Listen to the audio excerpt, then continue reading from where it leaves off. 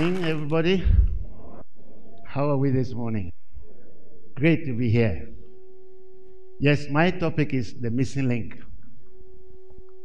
I'm here this morning to talk to you about the missing link. What is the missing link? I am a teacher. I've been teaching for the past 20 years plus. When they say I'm a motivational speaker, that shakes me, because motivation is like drinking alcohol. Yes, when you motivate people, it's like you've given them alcohol. They go out there wanting to do and they can't do. I've been teaching people how to make money, manage money, and plan and run their lives. I think that's the one I'm most passionate about, how they should plan and run their life. Now, I've been teaching these things to adults, youths, in meetings, seminars, conferences all over the world. But to my dismay, even though these people agree with the things that I teach and even claim that they know what they have been taught, most of them leave the place and don't do anything. So I set out to find out why this is so. Why people are not putting into practice what they are taught. Believe me, it's a source of worry for me, because for the past 5 years, I used to work in government. I had to leave because of the conditions I saw my people.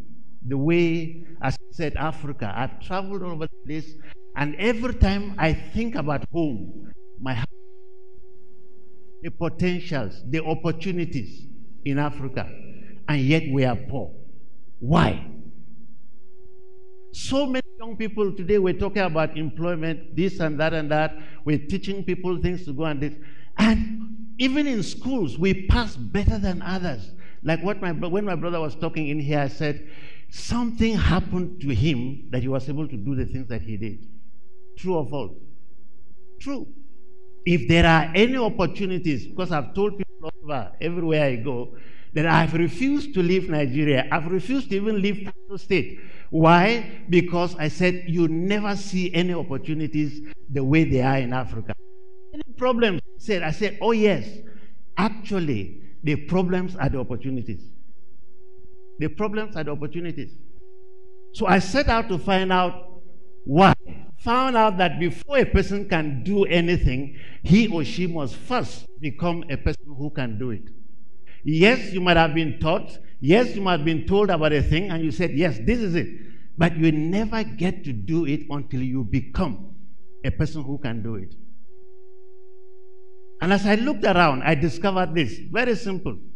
I saw that some institutions around have discovered this, and so they use it. Before you do their work, before you get to do anything, they first make you a person who can do it.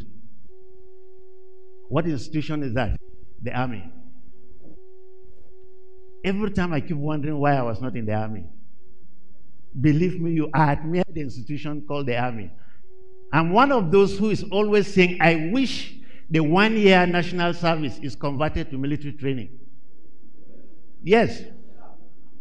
Why? Because in the military, they first make you before you do soldiers' work. And that's why when the officer said, you are stupid, the officer said, yes, sir. And I was told recently that even when they tell you are stupid and you say, yes, sir, you must add always. And I asked, why is that so? Put uniform on me as a civilian and tell me I'm stupid. I would say, what did I do you, sir? What's the problem? Soldier will never do that. Why? They first make him a soldier before they give him the army work. And so, this is saying people who leave my trainings and other trainings are not able to do what they are taught, because the trainings enable them to become people who can do what they've been taught to do. Yes, we're training people. Yes, we're telling people what to do. And they agree with us that, yes, this is it, but they leave and they never get to do the thing. Why? We don't make them. We don't make them. So, becoming is the missing link between knowing and doing, putting into practice what you have been taught, practicing what you have been trained to do. And so, Our training programs must change. Our educational system must change. Everywhere I go, they talk about young people starting their businesses. These people, they have no government jobs, so you must start your own businesses. You must do this. And these young people never get to be able to do it. Why? They were not trained to become entrepreneurs. We're talking about billionaires coming up in Africa. Do you know that money will not make you rich unless you become a rich person before money comes your way? The worst thing you can do to any person is to give him money when he has not become a person who can. The concept of doing, the concept of becoming before you can do, I think it's the missing link, because unless you become, you can't do. Everywhere I go now, I realize that we teach, yes, but we are concentrating on 4 questions rather than 5. We talk about what to do. We talk about why we do it. Sometimes we don't even talk about why. We talk about when to do it. We talk about how to do it. But we never for once talk about who can do it. And that's where our problem is. Who can do it? So what does it mean to have become a person who can do a thing? It means to have become a person who can do a thing, I discovered it's all about the person acquiring what I would want to refer to as the acts needed for doing. ACTS. ACTS is an acronym which stands for competencies, tools, attributes, competencies, and tools. The attributes for doing are knowledge and character. Before any person can do anything, he must first have the right knowledge. Today, we are having problems with people because they go into the things we want them to do with the wrong knowledge. Give a guy a job. If his definition, if his knowledge of what a job is wrong, he will do the job wrongly. True or false? True. I was told somewhere the man said his idea of what a work is. Now where the man they work, now he ain't got job. And so he goes there for what? Looking for job, not to work. Give a man a wife. If he sees a woman as somebody who is just going to take care of him, do what have you, his marriage will definitely what? Collapse. Why? Wrong knowledge. Character. Many of us know, but we lack the character. What is really character? Many times when we talk character, people say honesty, integrity are character, properties of a good character. Character is inner strength, the ability to withstand derailment forces. Anytime you are engaged in an activity, forces will come on you to make sure you don't do the thing. And when you do not have the inner strength to stand, you will end up not being able to do it. Character is what produces that. And character has these 5 characteristics or traits. Number 1 is courage. 2, endurance. 3, vision. 4, love. And 5, discipline. You will find out that when people are unable to do things, they lack these 5 things.